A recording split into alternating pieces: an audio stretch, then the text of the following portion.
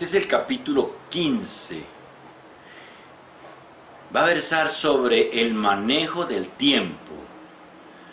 Pero yo hoy quiero iniciar de inmediato la lectura de dos poemas de mi cosecha para darle una atmósfera lírica a este discurso, que no es nada fácil, es un discurso complejo sobre el manejo del tiempo. Permítanme leer los dos poemas. Son poemas muy bellos de mi propia cosecha. El uno es a los clásicos, poema a los clásicos, a esos clásicos que yo tengo ahí en esos dos anaqueles. Amo a los clásicos como amo a la fruta, por su esencia, y así bebo su zumo. Sin los clásicos no habría podido crecer, ni volar en el tiempo y en el espacio, libre como el viento y sin el lastre de la memoria individual, memoria proteínica, corpórea, limitada, enclavada hic et nunc en mí como una estaca. Sin los clásicos habría sido inútil todo intento por comprender el mundo y sus asuntos ontológicos, fenomenológicos, psicológicos. Sin los clásicos, imposible haber atravesado el túnel del tiempo en todas las direcciones para ganar etéreo la ubicuidad, don de los dioses. Ay, y con los clásicos la risa ha sido carcajada y el llanto ha llegado hasta la crisis, el hipo y el silencio depresivo. Pero bueno es decir, duro y sentencioso. Después de leídos los clásicos, nunca me acuerdan de nada y no me importa. No me preocupa en absoluto, no los leo para hacerme culto, los leo para mí y a mi manera. Con los clásicos de la mano y al lomo de mi experiencia, he repasado el tiempo de los otros y de sus espacios eventuales, hasta tocar la inmensidad de las emociones del humano. En los clásicos no es extraño que siempre o casi siempre los asuntos humanos terminen en tragedia, y sin embargo las trompetas de las palabras clásicas no dejan de tocar a la alegría, a la risa, al juego, a la vida. Los clásicos son trágicos, pero vale la pena la tragedia, que hace reír y llorar, que inunda de rabia o de amor el sentimiento, que asombra, que abruma, para al final transmutarse como la hostia en manos del maestro en pan de vida y nada más.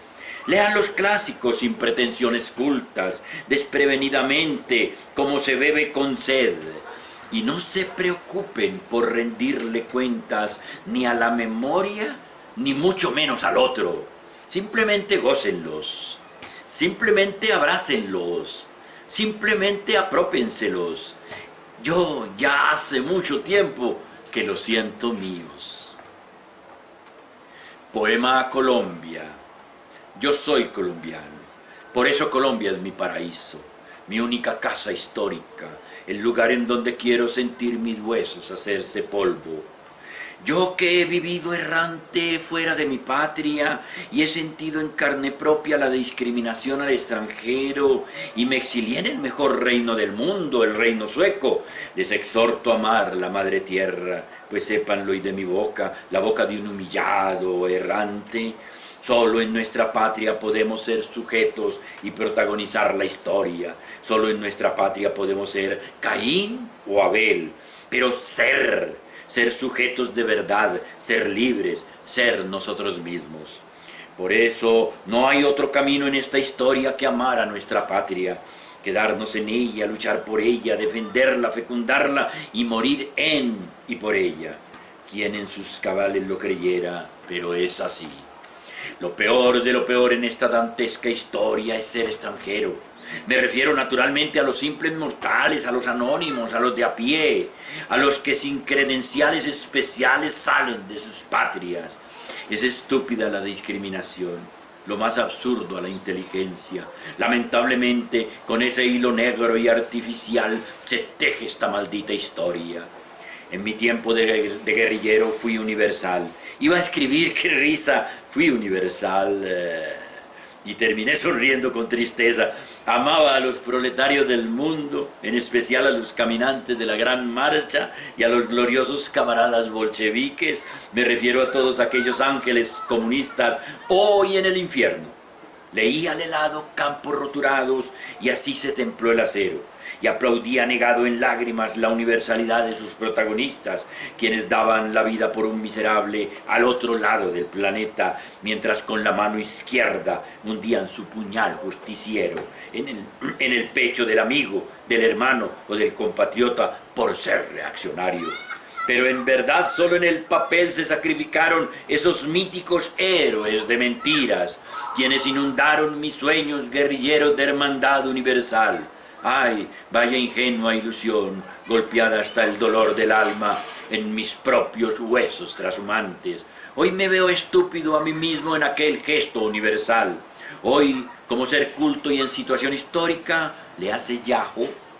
Si levanto mi mirada y en ese momento estoy cuerdo, aprehendo con lógica histórica el sentido razonable y conveniente de un panamericanismo, para hacerle frente al nuevo imperio romano de Occidente, la imperial Unión Europea, qué miedo. Y si oigo bullir mi sangre me pienso y me siento indoamericano. Y si miro hacia atrás con mirada anterógrada, republicana, sonrío y siento mío el sueño de Bolívar. En pocas palabras, pero contundentes y definitivas todas, hoy no me salgo ni en mis sueños del continente americano, y ese "mi" todavía es un eufemismo. Es más, a mi continente, el cual podría atravesar a pie, no quiero sino sentirlo cerca. Hermanos colombianos, les habla un desterrado. Por ello regresé y me quedé en Colombia para siempre. Son dos poemas que me hacía falta leer para completar las otras lecciones del colombianismo y del amor a la lectura y la importancia de la lectura. Pero hoy nos vamos a dedicar a hablar del tiempo. Hace unos días atrás me vieron ustedes caminar con el libro La historia del tiempo, de Stephen Hawking. Un libro de divulgación para profanos, con un lenguaje muy asequible, fácil de entender el libro, se deja leer el libro, se comprende el libro. Y en el libro está Stephen Hawking haciendo especulaciones filosóficas de hondo calado acerca del tiempo.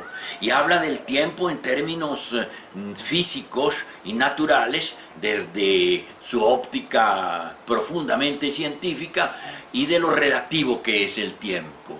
Y de cómo el tiempo está enganchado de una manera compleja con el espacio y el movimiento.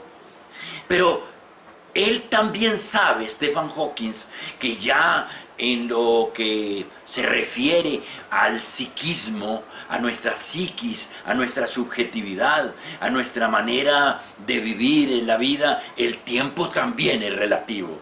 El tiempo no es solamente relativo en términos físicos, en términos de la física teórica.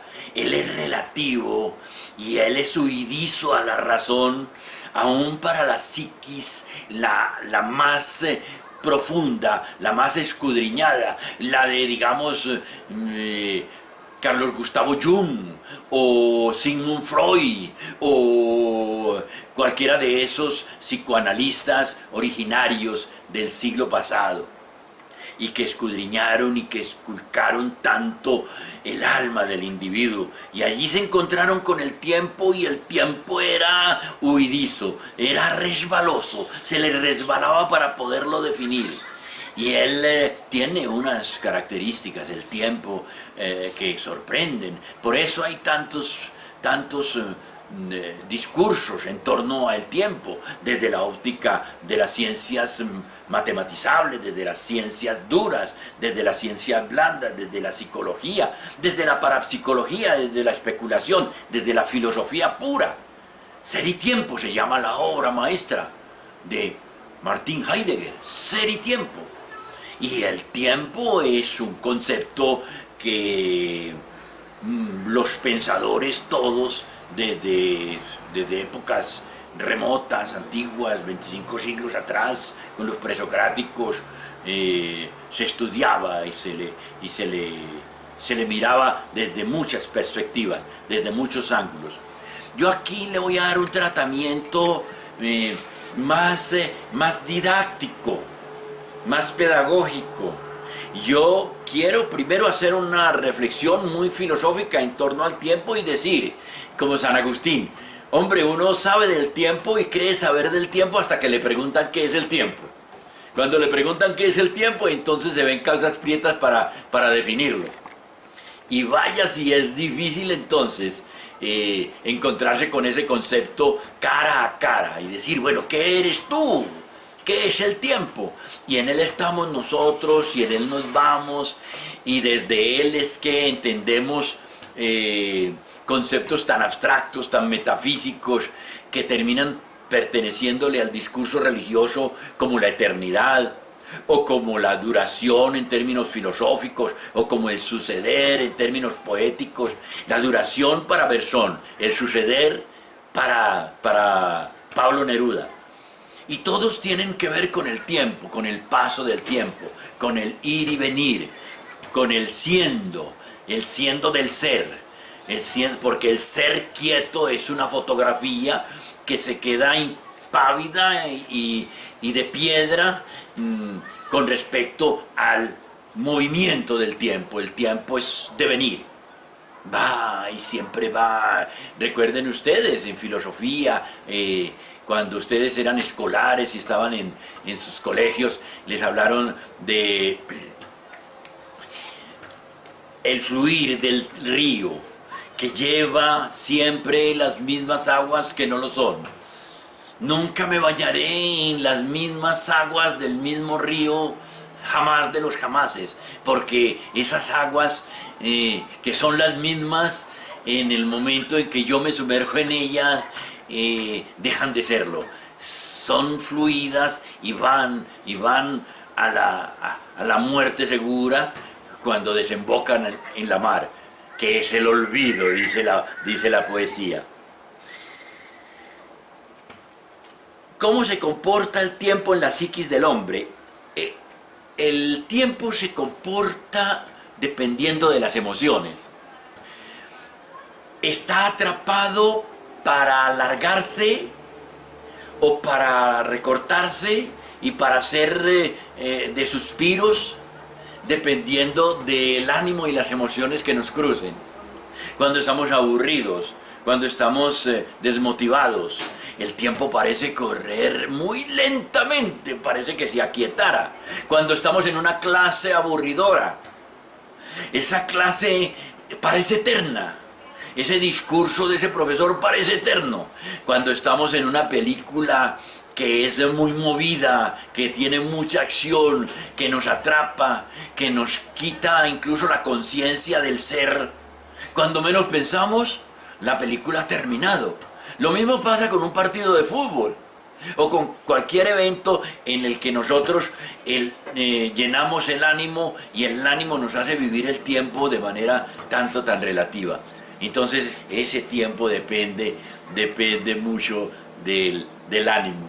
Miraba yo como Stephen Hawking se refería a dos observadores con dos relojes, dependiendo del movimiento y de la velocidad del movimiento, como también los eventos alrededor de esos observadores y los eventos objetuales, los eventos objetivos, objeto de la mirada, se veían llegar a destiempo para uno y para otro observador dependiendo del movimiento.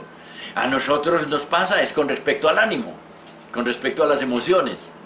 Se nos hace que 2 horas mirando un cronómetro son una eternidad cuando estamos aburridos y son un parpadeo cuando ellas nos animan y nos llenan de euforia y de goce. Entonces pasan muy rápido. Quiero decir aquí algo que se me ha quedado en la punta de la lengua y que no lo he podido desarrollar en los otros eventos fílmicos y que me llegó a mí hace unos meses atrás, cuando caminaba y pensaba acerca de la vida y de sus asuntos, y es con respecto a la realidad y a la edad. Resulta que yo descubrí ya en mi edad adulta madura,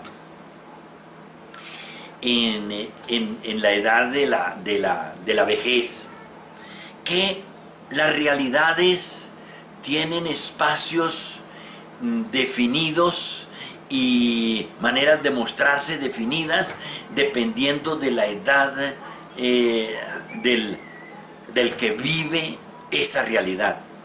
Hay el tiempo del joven y el tiempo del viejo. El viejo vive el tiempo de una manera y el joven lo vive de otra. El viejo vive la realidad y lee la realidad y conversa con la realidad y se involucra en la realidad y se sumerge en la realidad y es la realidad misma, pero en una realidad específica y determinada para él, para el viejo. Yo viví la realidad del joven a galope tendido. Yo en la realidad del joven, cuando era un joven, yo no tenía conciencia de la muerte. Ahora, absolutamente todos mis gestos existenciales involucran la muerte. Siempre tienen el contexto del final. No sé, vivo la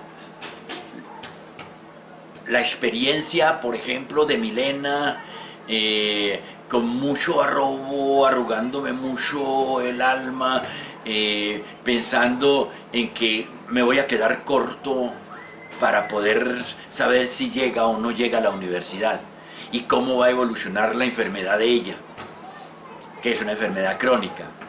Y entonces de esa manera el tiempo me atosiga, me abruma, me molesta, lo siento precario, me siento sin tiempo para poder ver lo que quisiera ver con respecto a mi hija, por ejemplo, ¿no? El ánimo es otro. Los estados de ánimo marcan el segundero. El tiempo está definido por los estados de ánimo y la realidad absorbe el tiempo para hacerlo apropiarse de él y hacerlo también contextual a la edad que uno tiene. Entonces es muy difícil la comunicación transgeneracional. Es decir, de generación en generación. Si yo hablo con la generación de ustedes, a mí me cuesta muchísima dificultad entablar una comunicación vitalista, sentida, de acercamiento pleno. Es muy intelectual por culpa de las realidades que nos cruzan a ambos. Ustedes desde la juventud y yo desde la vejez. Y comunicarnos es supremamente difícil. La gracia de podernos comunicar y de que ustedes le hagan la recepción a mi discurso es por cuenta de el asombro y la admiración que mi discurso mismo les produce. Pero mi edad los distancia. Y yo me distancio de ustedes por mi edad. Porque yo tengo otra realidad. Y en esa realidad no caben ustedes y yo no quepo en la realidad de ustedes. No puedo ir a la realidad de ustedes, esa es una fatalidad, No es que yo esté lamentándome, estoy diciendo una verdad filosófica de apuño. Yo no puedo fingir que soy un joven para poder estar con ustedes. Y hay esos remedos. Los viejos de mi edad se tiñen el pelo, se mandan a quitar las patas de gallina, hacen un poconón de cosas para aparentar ser jóvenes. Y hacen ese el ridículo. Y ustedes lo ven a él y lo ven ridículo, lo ven como un payaso muy triste, y que merece lástima, compasión. Es lo más terrible que por uno sientan eso. De manera que uno tiene que acomodarse a la realidad y saber que cada edad tiene su realidad. Y en esa realidad se mete el tiempo como si fuera un reloj de arena para ir regando hacia abajo los granos de arena en cuanto al tiempo se refiere y medir tiempos de manera relativa dependiendo del ánimo y de la edad que se tiene. Así se vive el tiempo. El tiempo es huidizo, el tiempo es gelatinoso, el tiempo se nos va entre las manos.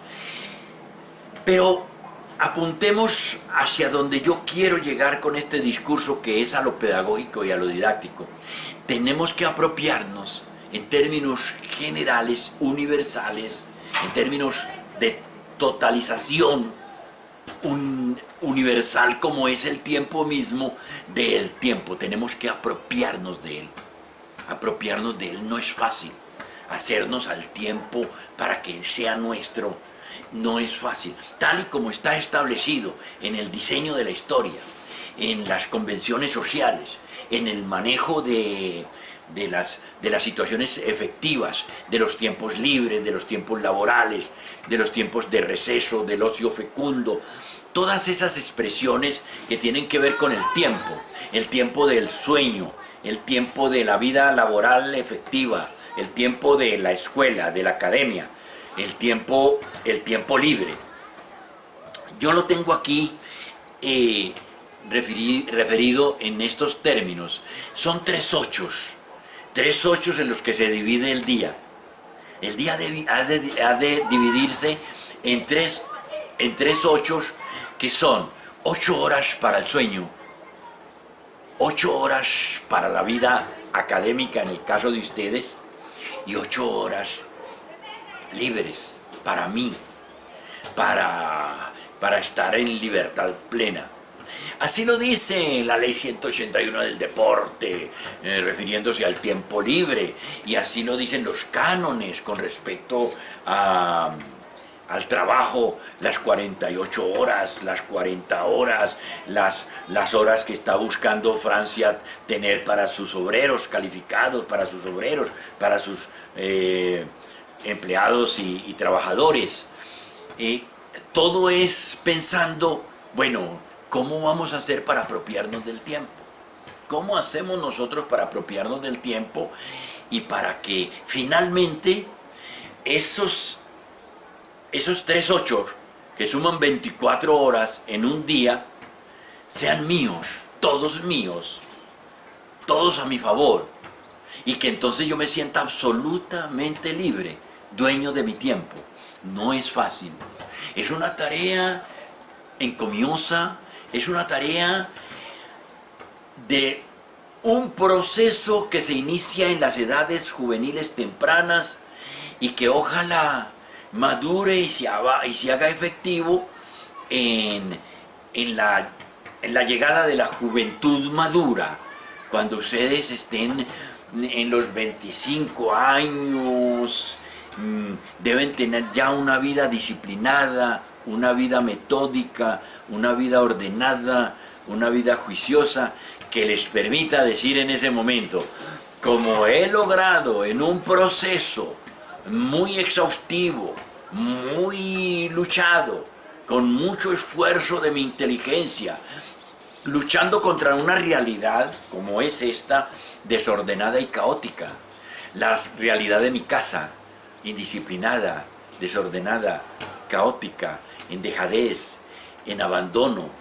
No hay una figura que seguir por lo espartana, por lo rigurosa, porque maneje el tiempo. No lo tenemos nosotros en nuestra Latinoamérica. No tenemos nosotros una figura de esas en Colombia. Es muy difícil encontrarla. Me imagino que un Antanas Mockus puede ser un hombre ordenado y metódico, juicioso, y debe tener ya en su bolsillo, en el bolsillo de la relojera, todo el tiempo a su favor para manejarlo a sus anchas. Como decía yo, tenemos que disciplinarnos, ordenarnos, hacernos metódicos, para poder luego decir: me apropio del tiempo y soy libre. Tan libre que yo, como les dije antier a los muchachos en sociología, yo paso por las cebras porque me da la gana. Yo paso por las cebras porque me da la gana, de una acera a la otra.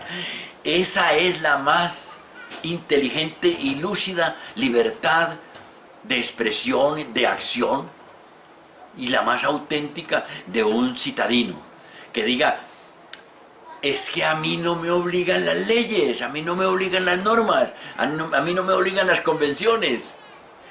Es desde la crata que yo soy, que no necesito vigilancia, con mi inteligencia a bordo, que paso las cebras justamente porque me da la gana pasar por ahí. Lo cual significa que tengo la opción de pasar por donde no están las cebras, en la mitad de la calle, por ejemplo, como hace todo el mundo aquí. O que el que pasa por la cebra es porque vio un policía de tránsito y teme que lo multe. Si es que está pues en otros países donde se sucede la multa, porque aquí ni siquiera se sucede esa multa. Pero que uno se apropie del tiempo para poder ir a laborar libre de la presión institucional, de la presión convencional, de la presión legal. Esa es la manera como uno tiene que apropiarse del tiempo. Para apropiarse del tiempo uno tiene primero que vivir una vida muy metódica y adquirir rutinas y hábitos que luego usted va a automatizar, va a llevar al inconsciente, los va a guardar en el inconsciente y se va a comportar con ellos como si fueran del juego de instintos.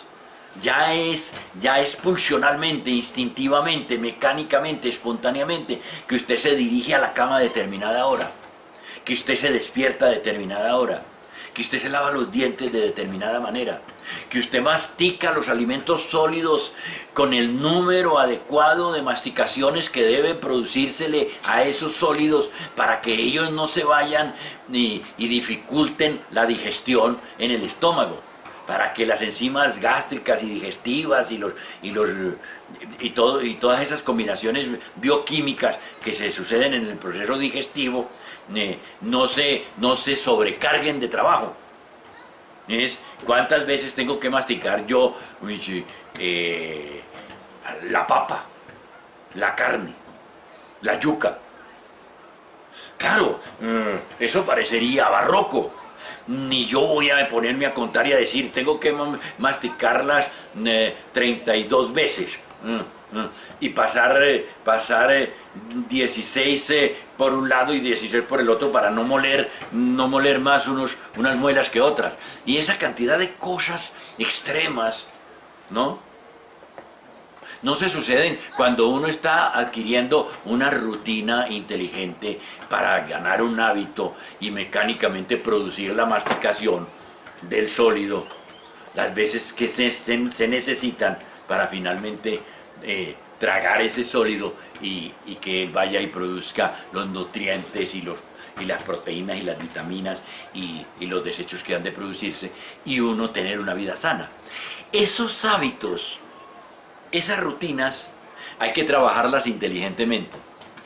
Yo no voy a contar las veces que voy a masticar un pedazo de carne, pero yo sí voy a buscar paz y tranquilidad en el momento del almuerzo, en el momento de las comidas, para yo poder hacer bien las cosas y que haya unas señales bioquímicas, orgánicas, acompañadas de una inteligencia muy intuitiva para proceder a hacer bien las cosas de tal manera que yo me apropie de ese tiempo finalmente. Ese tiempo es mío y yo estoy almorzando, pero no estoy almorzando a la carrera.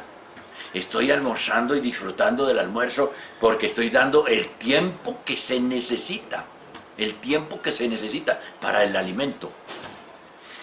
Yo los veo a ustedes correr deprisa, comiéndose una hamburguesa, una comida chatarra, dándole a la comida el mínimo valor de la vida. Hay que ser lentos, hay que tomar las cosas sin prisa, y las cosas que menos prisa deben tener son las cosas básicas de nuestra vida. Comer. A comer hay que darle mucho tiempo, el tiempo que se requiera para divertirse comiendo, para degustar la comida, para paladearla y para digerirla bien. No se puede comer a las carreras, no se puede comer contestando el celular o viendo televisión o haciendo una tarea, como hacen ustedes a veces. Yo he dicho, Vamos a almorzar, apagamos los celulares. ¡Ah! Apaguemos los celulares. Así le digo a Milena y así le digo a Beatriz cuando los invito a Crepes and Waffles. Aquí vamos nosotros a comer y vamos a comer. Y después de comer vamos a hablar, pero no vamos a hablar comiendo. Vamos a disfrutar la comida, vamos a encarar la comida y a mirarla y a gozarla, que nos entre por los ojos, que esté bien presentada y luego la atacamos a muela. Y le damos toda la muela que haya que darle y la disfrutamos una enormidad. Démosle todo el tiempo del mundo a la comida. Seamos sin prisa, lentos, juiciosos, cuidadosos con el tiempo para la comida. El tiempo más importante de las 24 horas del día, donde se inicia el día, quien lo creyera, donde se inicia el día es en el momento en que vamos a dormir. No es al revés. Nosotros tenemos el asunto al revés porque vivimos como en una sociedad barroca, ¿no? Bizarra, mejor. Resulta que si yo escojo la hora de ir a dormir, la escojo en primera instancia, la escojo porque sé que voy a pasar plácido y sereno 8 horas de mi vida diaria en una cama, produciendo un sueño reparador, el mejor de los sueños, el que me ha de equilibrar, el que me ha de, de atenuar todo lo que ha pasado en mi vida despierta, el que hace gracias mágicas para poder sobrevivir, para poder sobrellevar la vida que es sufrimiento. El sueño es lo más importante que ustedes se puedan imaginar. Y el tiempo del sueño hay que no solamente respetarlo, sino tener conciencia de lo importante que es. Lo importante que es dormir. Es el único momento que dura 8 horas, que debe durar 8 horas, en el que nos vamos de nosotros mismos. Porque es que uno se cansa de todo, hasta de uno mismo. Uno se cansa del compañero, de la compañera, del novio, de la novia, de los hijos, del vecino. Uno se cansa de uno mismo y necesita descansar hasta de uno mismo. Y el sueño es un prodigio para dejarlo a uno libre de esa identidad. Y en el sueño uno hasta vuela.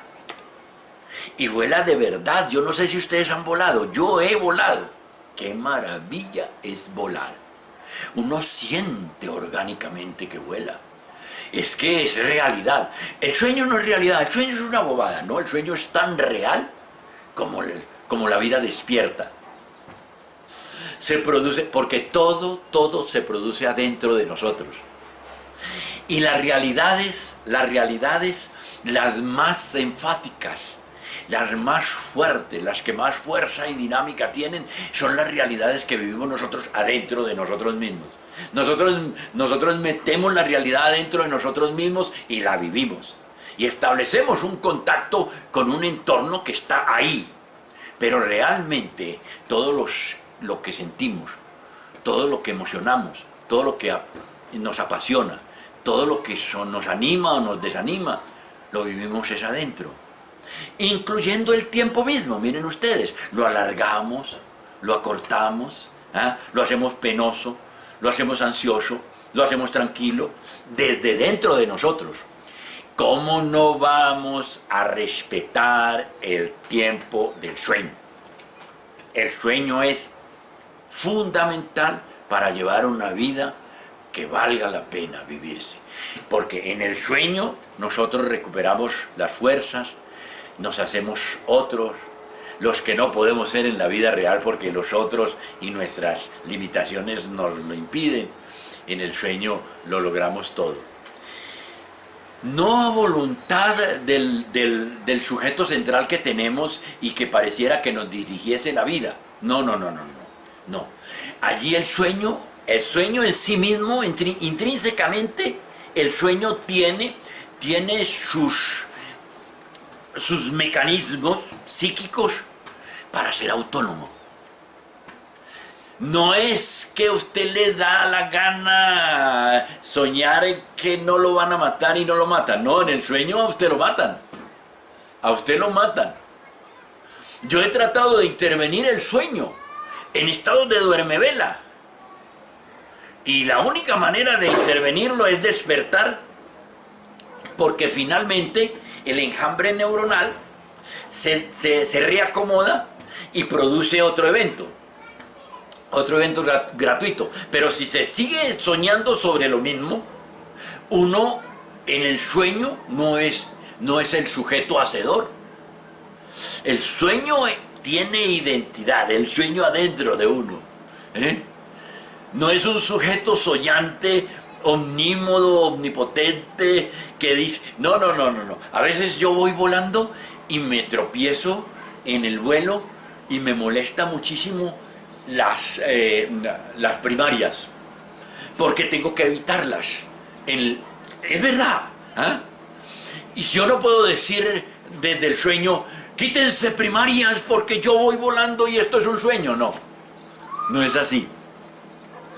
De manera que hasta la inteligencia tiene que ir ahí y todo se diluye y se ve graciosamente, bellamente, como en un estado sin identidad, pero tremendamente grato, tremendamente productivo, constructivo, reconstructivo, de situaciones dolorosas, desgarradoras, que vivimos nosotros en nuestra vida despierta. En la vida despierta nosotros vivimos situaciones al límite. Nosotros necesitamos una altísima cuota de tolerancia a la frustración en la vida despierta. Una altísima cuota de tolerancia a la frustración, porque nos frustran muchas cosas. Nuestros deseos se desbordan casi siempre, son ríos desbordados de emociones y de sentimientos. Y nuestros novios, nuestras novias, nuestros hijos, nuestros pares nos meten en cintura y nos humillan y nos ofenden y nos vejan y no nos entienden y nos malinterpretan. Y eso es lo que pasa en la vida. Y tenemos el sueño para reparar, para poder volver a tomar aliento y volver a ponerse la armadura y volver a salir a luchar la vida. Y no lo sabemos aprovechar. ¿Cuántas horas duermen ustedes? Mire, yo hice el ejercicio, jovencitos. Yo hice el ejercicio en sociología, en filosofía, en epistemología. No encontré ni un solo muchacho que durmiera las 8 horas. Las 8 horas del día, de cada día, de la semana. Ni un solo muchacho encontré que durmiera 8 horas día tras día, lunes y martes y miércoles y jueves y viernes y sábado y domingo. No encontré ni uno solo. No puedo decir encontré 2, encontré 3, ni uno solo. Si uno dormía 8 horas un día, al otro día dormía 6. Y al otro día dormía 5, y al otro día dormía 7, y al otro día dormía 4. Y en un desorden, y en un caos. Y así no es. Desde muy temprano ustedes tienen que ordenar la vida. Ordenarla para apropiarse de ella y tener gestos excepcionales. Tener vigor para el aguante. Para que algún día por una actitud de ustedes inmensa, como la de un Mahatma Gandhi, darse a un ayuno y resistirlo. Por vía de ejemplo, estoy poniendo un ejemplo y un ejemplo extraordinario. Pero ordenen la vida. Ganen la vida metódica, que es importante ganarla cuanto antes para luego apropiarse del tiempo. Y poder decir, yo duermo 8 horas porque me viene en gana. No, yo duermo 8 horas porque el médico me dijo que si yo no dormía 8 horas a mí me iba a tragar la tierra. Que son las 8 horas, y yo estoy tomando esto del discurso de última generación de la ciencia médica, que ha dicho las 8 horas son impajaritables, son sagradas, hay que dormirlas. Los niños antes de los 12 años pueden dormir más de... Y de hecho, algunos son dormilones por razones de su código genético, 9, 10, 12 horas, ¿no? Pero después de los 12 años, cuando ya se empieza la pubertad, la adolescencia, ya con 8 horas es suficiente, pero las 8 horas las debemos llevar hasta el final de los tiempos. Cuando llega la vejez, las cosas empiezan a hacer agua en todos los sentidos. Y esa vida metódica y esa vida ordenada que yo inteligentemente construí para mí en mi juventud madura, se fue acabando por cuenta de los desánimos, del aburrimiento, de la amargura con la que me atraviesa la vida ahora. Sin embargo, yo trato por todos los medios posibles de dormir las 8 horas diarias. Y trato de ser muy fiel a mi reloj biológico. Eso es muy importante, jovencito. Ay, tan lindos los de la unidad. Los quiero tanto. Y imagínense esa pólvora.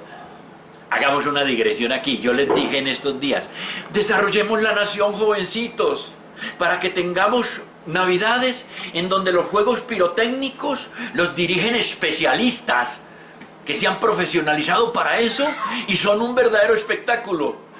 Y al final de la Navidad no hay un solo niño vestido de momia en un hospital. Dejémosle los juegos pirotécnicos a los entendidos en la materia y toda esa masa peligrosa de pólvora negra y gris y no sé cuántos colores para que produzca esa belleza a los ojos en manos de los que saben manejarla. Pero miren ustedes, allá están quemando unas papeletas de miedo y no demoran en salir con un niñito de urgencia porque se voló la mano con la papeleta. Aparte de que produjo el sonido y de que asustó a los perros y a los gatos. ¿Cómo se asustan los perros y los gatos? ¿Cómo se estresan esos pobres animales por cuenta de esos bárbaros? Eso es una barbaridad. Eso es señal de atraso, de subdesarrollo. Bueno, sigamos con lo nuestro. Todo es efímero, todo es fugaz, todo se va como el agua entre los dedos. Eso lo dice el tiempo.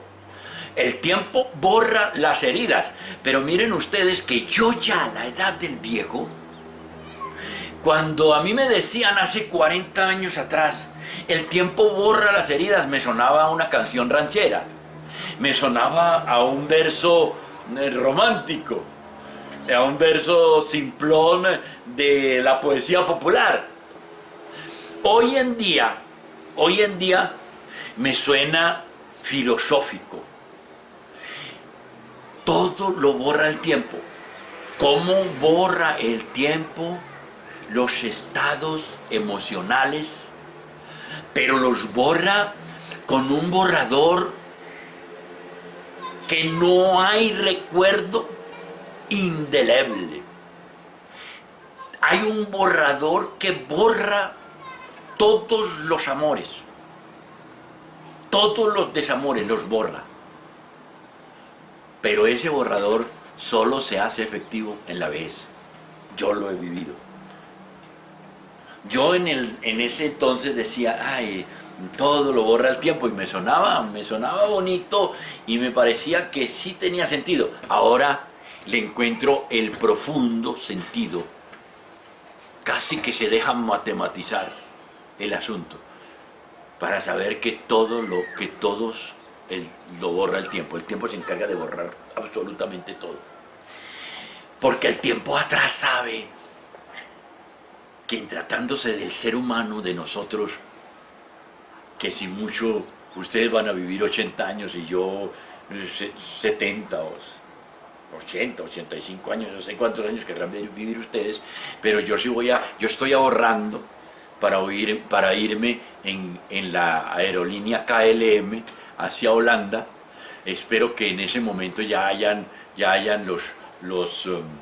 legisladores holandeses aceptado el proyecto de ley que los sabios pasaron para la muerte digna de un individuo que después de los 70 años, sin ninguna enfermedad terminal, decide morirse dignamente y no tenerse que tirar por la ventana, no tenerse que tirar por un balcón. Qué bueno que yo llegara sano, pero aburrido con mi vida, absolutamente abatido con la vida, sin ganas de vivir ya un día más, a una clínica digna en Rotterdam, en Ámsterdam, en cualquiera de esas ciudades holandesas, preguntar a la dirección de la clínica de la muerte digna, y allá esos médicos y ese equipo multidisciplinario dijera: sí señor, aquí está Brahms, lo que a usted le gusta, vamos a escuchar a Brahms, vamos a conversar un ratico, tómese esto y va a quedar como dormidito, pero ya mañana no se despierta, se duerme para la eternidad, ¿eh? Que es una manera de decir, ¿no? Se duerme para la eternidad, no, váyase hacia la nada, y se acabó el cuento, váyase hacia la nada, como nos vamos todos hacia la nada. Yo quiero llegar allá. Entonces, cuando ustedes lleguen a los 80 años, yo espero que estén lúcidos, naturalmente, no los haya tocado el Alzheimer, que es de las enfermedades más llena de miedo y de las enfermedades crueles, ¿no?, por las que tiene que atravesar la especie humana, de las enfermedades crueles. El Alzheimer yo creo que se lleva las palmas. Bien, decía que todo era fugaz, que todo era efímero, que todo se lo lleva el viento, que nada es para siempre, como decía en el evento pasado, en la lección pasada, acerca de todo es importante y nada es importante, la vida es un juego y nada más. También decía, todo se lo lleva el viento, nada es para siempre. Todo está atrapado en lo fugaz, en lo efímero. Darle duración y suceder es una tarea titánica de la inteligencia, es decir, una relación que se establezca para que dure, si no interviene la inteligencia, no dura. Y si dura, dura para mal, como decía Juan Carlos Onetti, dura para que la pareja se declare una guerra a muerte y gana el que sobreviva. Así le dije yo a mi mamá y a mi papá algún día: ustedes hace muchos años se declararon la guerra, ustedes siguen viviendo juntos, pero porque están en guerra declarada, y entonces gana el que le sobreviva. Mi mamá le ganó a mi papá porque mi mamá enterró a mi papá. Pero los últimos años de la vida de mis padres fueron una guerra de todas las dimensiones que ustedes puedan imaginarse, de todas las intensidades que ustedes puedan pensar, desde la más baja, cuando los tiempos eran calmos, hasta las humillaciones y los vejámenes y las torturas chinas que sufrían unos y otros y se infligían unos y otros, uno contra el otro. Así vivieron mi papá y mi mamá los últimos años.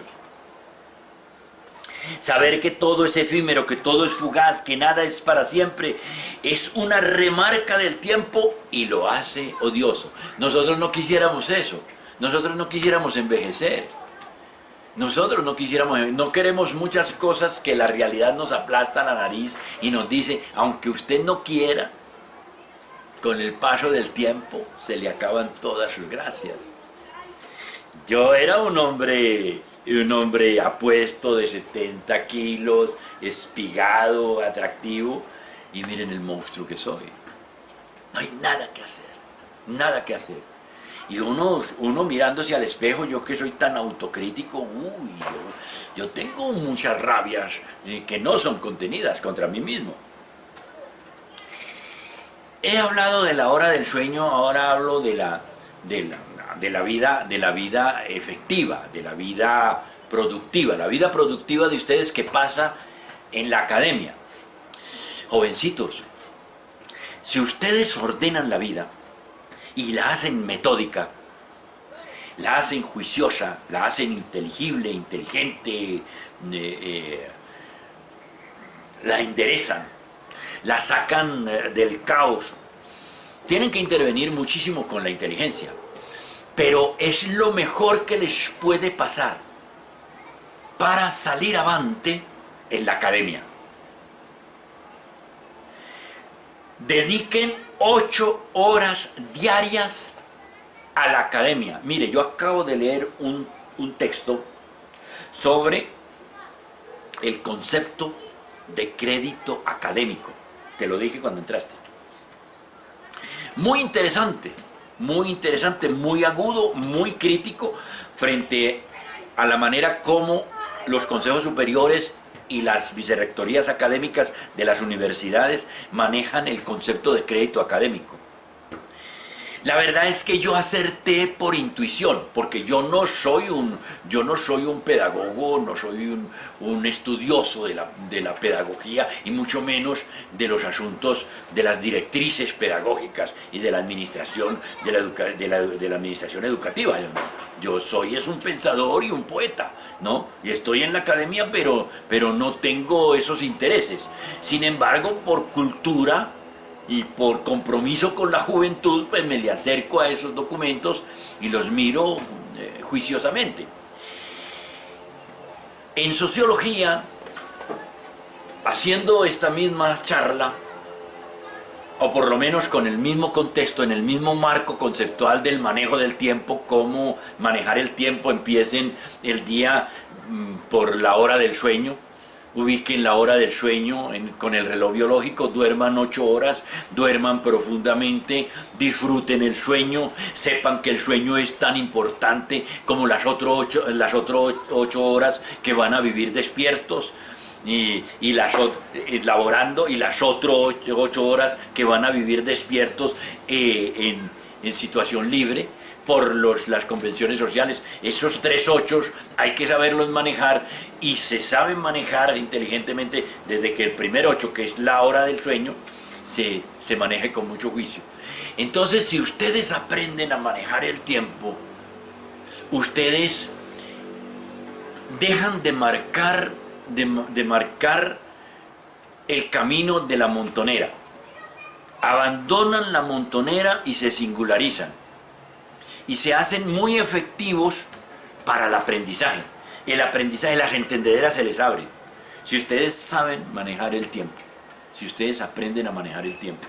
Aprender a manejar el tiempo es esas 8 horas, jovencitos, esas 8 horas de escuela superior, en el caso de ustedes que todos son universitarios, es para la escuela. Son para las asignaturas que ustedes están estudiando. Lo más importante que ustedes tienen en este momento, jóvenes, jovencita, lo más importante que ustedes tienen en este momento son las asignaturas que matricularon para este semestre. Eso es lo más importante. Y si eso es lo más importante, esas 8 horas diarias se las deben dedicar a esas asignaturas. Diariamente. Ustedes tienen que estudiar más de lo que un obrero tiene que trabajar, de un obrero colombiano, no hablo de un obrero francés, para que ustedes cumplan con decoro y por exceso, no por defecto, con las horas crédito que en este momento el mundo globalizado les exige. No importa si están en Colombia, no importa si en Inglaterra, en Francia, en Italia, tienen una manera de medir la hora crédito académica. Lo importante es que ustedes entiendan que mientras más horas de estudio dediquen diariamente, mejor. Si tienen que morderle al tiempo libre, si tienen que pegarle mordiscos al tiempo libre, péguenle los mordiscos. No se preocupen por algo que yo les dije al principio, porque ustedes se tienen que apropiar del tiempo. Entonces resulta que esos 3 ochos se diluyen, se juntan, se difuminan, se hacen una sola hora, una gran hora de libertad, en donde ustedes van a la escuela y escuchan la docencia directa y salen de la docencia directa y se van para la biblioteca, y todos esos gestos que ustedes están haciendo, que aparente y formalmente están en el pensum y en las matrículas como una obligación, ustedes lo hacen libre, de una libertad que les permite pasar por la cebra porque les da la gana, ocupar las 8 horas laborales porque les da la gana, no porque los obliga la institución. Pónganse la mano en el corazón y pónganse a pensar, ¿cómo es posible que ustedes esperen a los parciales finales para ponerse a estudiar? ¿Qué es esa pendejada? Estudien todos los días. Ahí tienen esas 8 horas. ¿Qué pasa con esas 8 horas? ¿Para dónde se fueron? Y resulta que uno mira las 8 horas del descanso y tampoco han tenido las 8 horas para descansar. ¿A dónde estuvieron? ¿Sacándose mocos? ¿En qué diablos estuvieron haciendo? Ni siquiera perdiendo el tiempo, matando el tiempo. Hombre, matando el tiempo, matar el tiempo en un ocio larvado. Por una pereza y una indisciplina, y una dejadez y un abandono, a la que hay que darle un golpe certero de muerte, hay que darle en la nuca a esos vicios. Ordenarnos para apropiarnos del tiempo, disciplinarnos y vivir una vida metódica para poder tener al final del día, como yo acostumbro a decir, tiempo para preguntarse por Dios o por la nada. ¿Qué es lo más importante en un día? En un día lo más importante es dormir, comer y hacer muy efectiva la vida laboral o escolar o académica. Eso es muy importante, dormir, comer. Y se me queda algo porque eso es obvio, es una obviedad. Y pichar, dormir, comer y pichar. Es lo más importante que hay en cada día que pasa. Ese pichar puede ocurrir en el tiempo, naturalmente, de las 8 horas libres, o puede ocurrir en las 8 horas laborales, o puede ocurrir en las 8 horas del sueño. Porque uno se picha a sí mismo en fantasías eróticas. ¡Ay, qué vulgaridad! Es que esto, diciéndolo de esta manera patética, yo les hago ver a ustedes, les abro las entendederas. Ajá. Yo cuando digo a los muchachos, les digo a los muchachos, ¿qué es más importante? ¿Es más importante ir a besarle el anillo papal al Papa Francisco que va a pasar por aquí por Pereira? ¿O dormir? Es más importante dormir. ¿Es más importante ir a besarle el anillo papal al Papa Francisco que va a pasar por aquí? ¿O comer? Es más importante comer. Y naturalmente que es más importante hacer el amor. Esa manera enfática de decir qué es lo más importante causa escozor. Siempre ha causado escozor en las aulas de clase. Ahorita que estoy manejando yo el discurso acerca del tiempo y de cómo ustedes deben apropiarse de él, pues lo traigo a colación para decirles, no hay nada más importante que disciplinarse, ordenarse y vivir una vida metódica para que les alcance el tiempo para todo. ¿Cómo es posible que a ustedes no les alcance el tiempo para estudiar? ¿Cómo es posible que no les alcance el tiempo para almorzar, para comer, para desayunar? ¿Cómo es posible que no les alcance el tiempo para amarse? Ni para amarse siquiera, que es lo que más les gusta. Porque andan matando el tiempo. Al tiempo hay que revivirlo, revitalizarlo, darle todo el vigor. Él necesita de una inteligencia que lo maneje. Para eso tienen ustedes la inteligencia, para manejarlo. ¿Cómo no estudian ustedes para un parcial? Pues estudiando todos los días. Si estudian todos los días no necesitan estudiar para el parcial porque tienen dominada la materia. Tienen dominados los contenidos, las temáticas. pero hay que consumirle las 8 horas y quizás más a la academia. Ustedes están muy jóvenes, tienen mucho vigor. Y entonces yo lo decía hace unos años atrás y vuelvo y lo digo ahora, no lo he vuelto a decir en claustro porque produce escozor. Hombre, ¿tu novio es de la universidad o está por fuera de la universidad? Tú no tienes novio, pero tu compañero o tu compañera es por fuera de la universidad. Tu novia está por dentro de la universidad. Yo les sugiero encontrar temporalmente, acuérdense de lo efímero y de lo fugaz, ¿no? Encontrar la persona que más me apasiona, que más me agrada, que más me gusta, encontrarlo en el espacio en donde yo estoy formándome. Porque entre pico y pico, entre intimidad e intimidad, voy estudiando. Ay, no se puede estudiar. Si usted no le deja a la inteligencia el látigo, si usted no le da a la inteligencia el poder de que maneje su vida, pues naturalmente que si usted se la pasa con su novia sacándose mocos, pues entonces mejor que no tenga la novia en la facultad, en el programa de medicina. Pero si usted tiene su novia para hacer lo que decía Sartre, el amor que termina en matrimonio, en relación primordial, es una conversación muy larga. Entonces esa criatura, ese individuo debe estar en los mismos intereses que tienes tú. Y eso es lo mejor, porque ahí se resuelven una cantidad de asuntos inteligentemente, pragmáticamente a favor del tiempo. ¿Ves?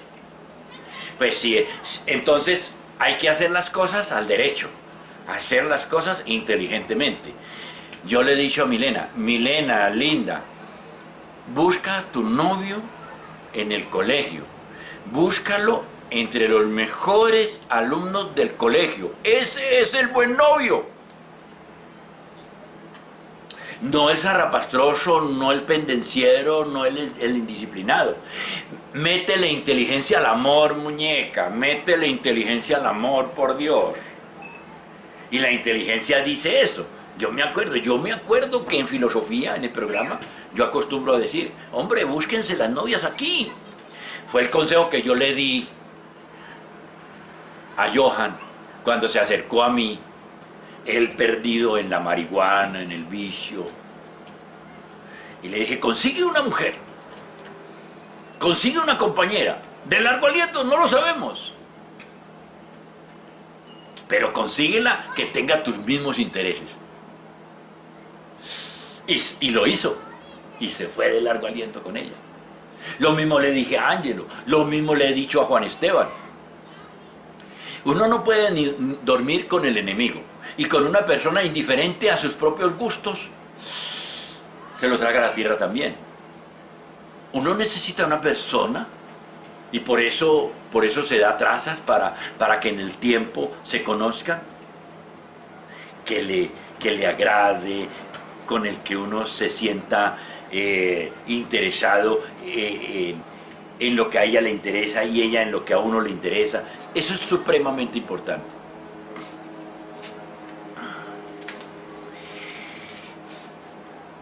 ¿Cuál es uno de los problemas que hace que uno mate el tiempo sin piedad y de manera descerebrada y tonta y torpe? El no vivir dentro de nosotros mismos. Vivir dentro de nosotros mismos es fundamental para poder manejar el tiempo.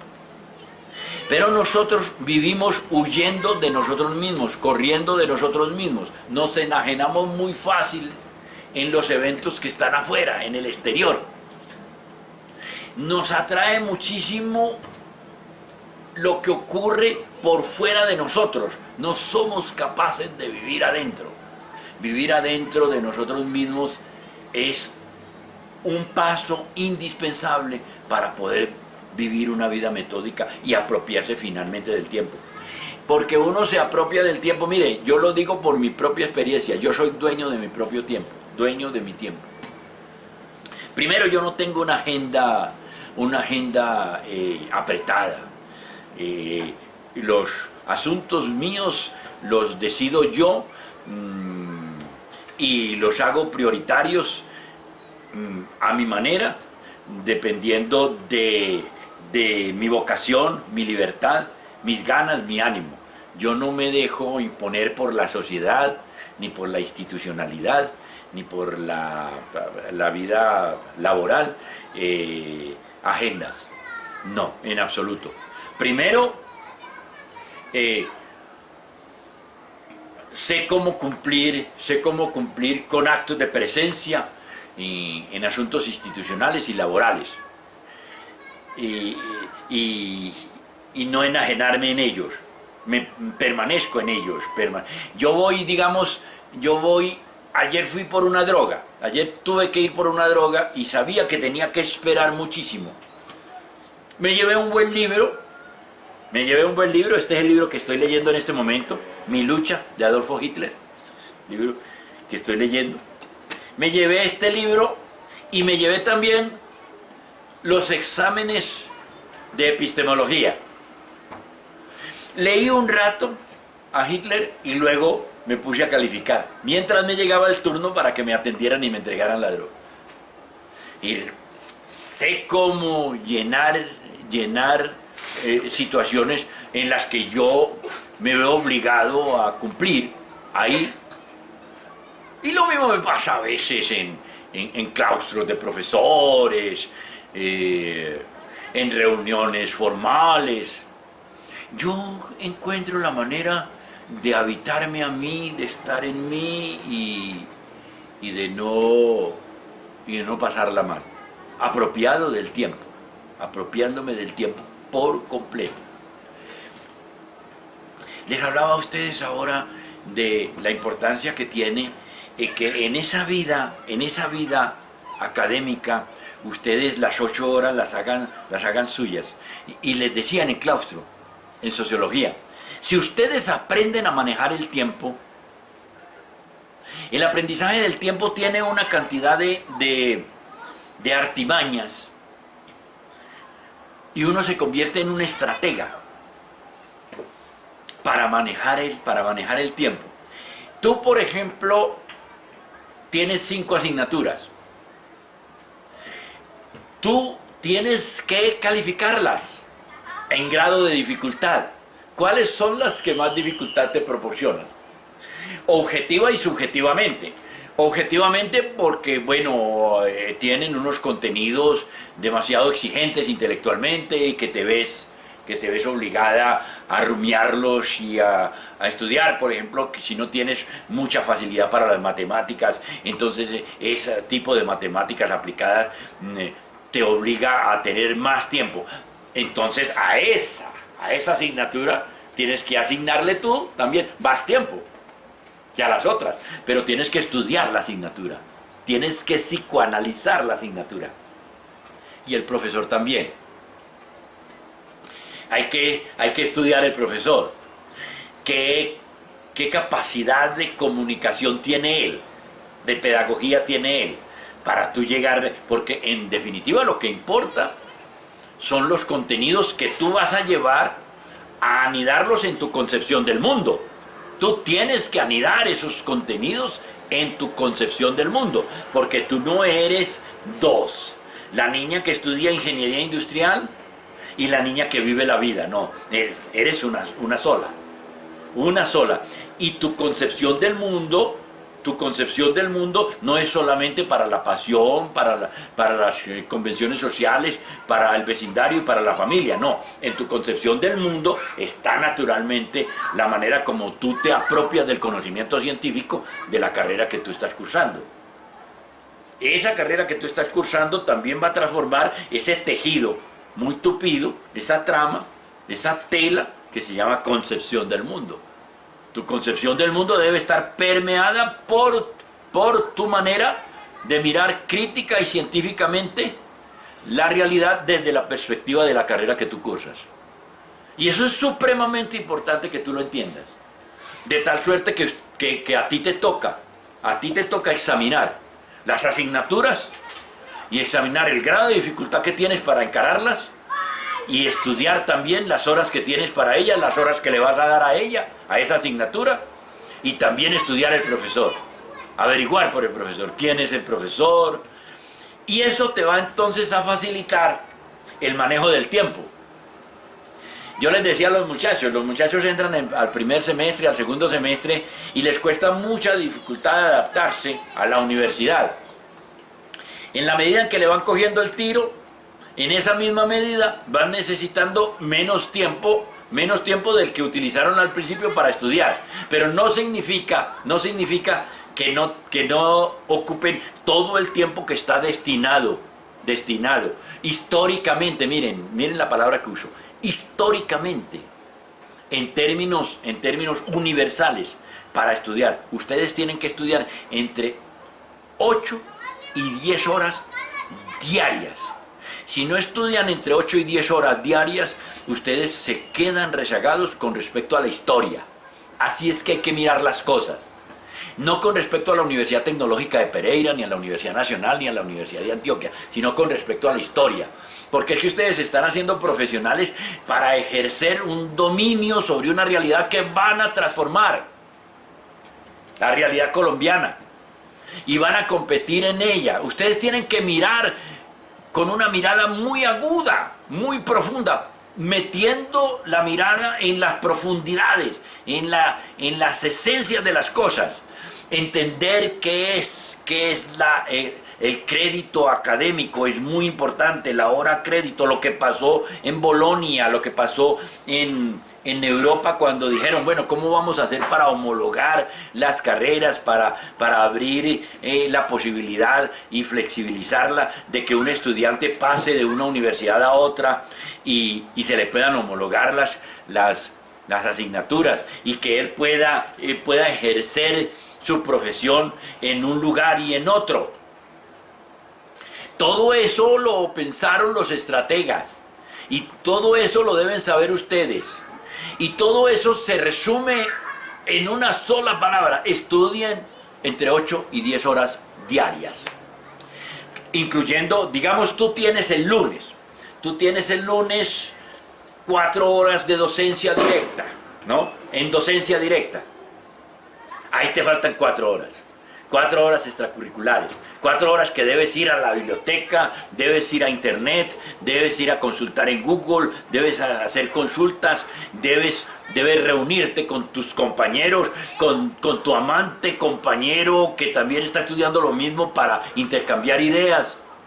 Y si te vas a tomar unos tragos por la noche, ojalá que en la tertulia tenga altura y altura académica.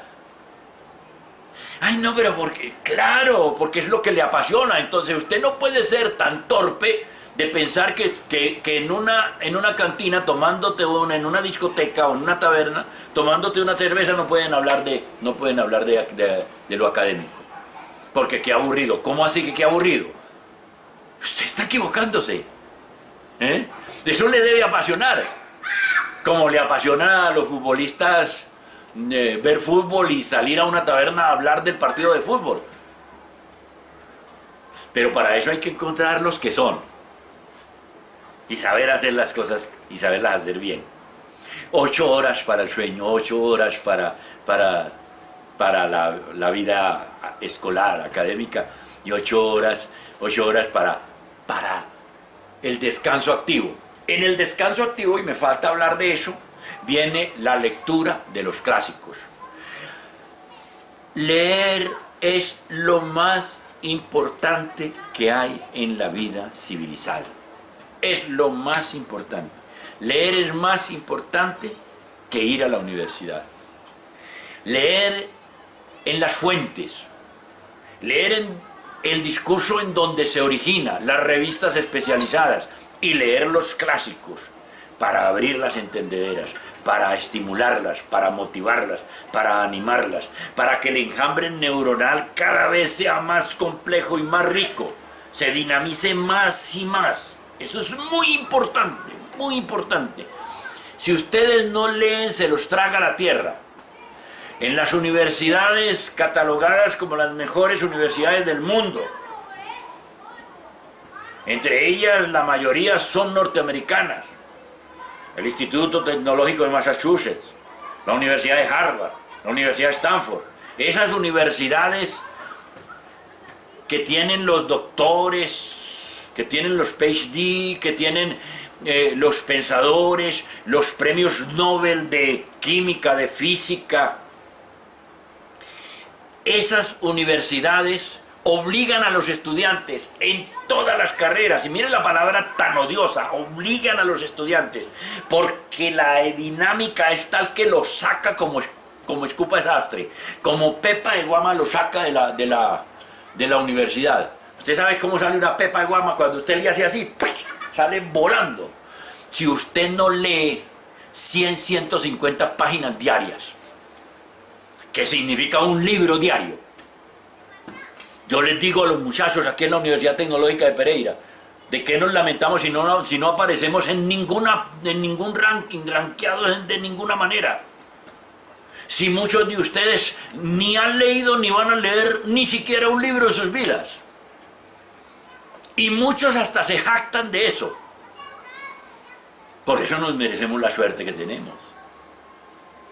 Hay que leer. Leer y leer y leer. Y saber que en el proceso de la lectura y del lector consuetudinario que deben hacerse ustedes, deben terminar siendo lectores consuetudinarios, ustedes aprenden a diferenciar un libro bueno de un libro malo, basofia de literatura que vale la pena. Yo me demoré 25 años aprendiendo a leer El Tiempo, el periódico El Tiempo. Para aprender a leer el periódico El Tiempo, que es el que más volumen noticioso tiene de asuntos nacionales. Yo consumía entre 4 y 5 horas diarias de mi vida despierta, leyendo El Tiempo, El Espectador, El Excelsior, Le Monde, Semana, Cambio en ese momento, leyendo Voz, escuchando Radio Nederland Internacional, escuchando la voz de los Estados Unidos de América, viendo los noticiarios de RCN, de Caracol, de la televisión española. Hoy en día no consumo sino 2 horas de mi vida diaria, porque aprendí a leer. Y me voy siempre para las páginas editoriales, porque en las páginas editoriales yo encuentro lo que está pasando en el mundo. Yo no necesito leer qué hubo pues, vea pues, o el qué hubo, y saber que hay tanta violencia cruzada en Colombia, porque leyendo los editoriales y las páginas editoriales del periódico El Tiempo, del periódico El Espectador, me doy cuenta realmente las raíces del por qué se mata aquí, se come del muerto, aquí en Colombia. Hay que leer.